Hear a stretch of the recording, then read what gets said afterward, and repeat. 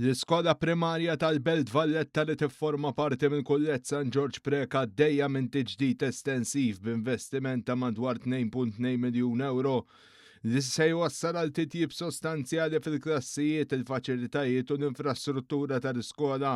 Il-Ministru għall-Edukazzjoni u l-Sport Byron Camilleri żar l-iskola fejn segwa l-progress tax-xogħlijiet li bħalissa għaddejjin bħala parti mill-ewwel fażi tal-proġett u sostna li dan l-investiment huwa parti mill-ħidma kontinwa biex l-iskejjel ikomplu jiġu modernizzati u joffru ambjent ta' kwalità li jwieġeb għal ħtiġijiet tal-istudenti u l-edukaturi. 130 studenti li se ritornaw lura l-iskola minn hawn xahar ieħor fl-iskola primarja tal-Belt Valletta ser isibu skola ġdida. Skola li inġibet ġebel u saqaf, klassijiet ġodda, madum ġodda, mamar tal-banju ġodda, klassijiet kollha air conditioned, sala u anke btieħi mamra kif suppost sabiex jiġi prattikat l-isports. Min-naħa tiegħu iċ-Chief Engineer fih dan id-Direttorat tal-Loġistika u l-Infrastruttura Ruben Briffa spjega li fi żmien ftit ġimgħat mistennijiet lesta x-xogħol fuq l-ewwel nofs tal-iskola fejn ġew installati mill-ġdid is-sistemi tal-elettriku l-ilma, drenaġġ u l-komunikazzjoni.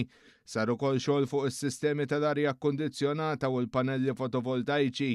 Dan filwaqt li sar xogħol estensiv ta' kisi u tqejjed ta' madum flimkien ma' kmamar tal-banju ġodda b'faċilità aċċessibbli għal persuni b'diżabilità f'kull solar.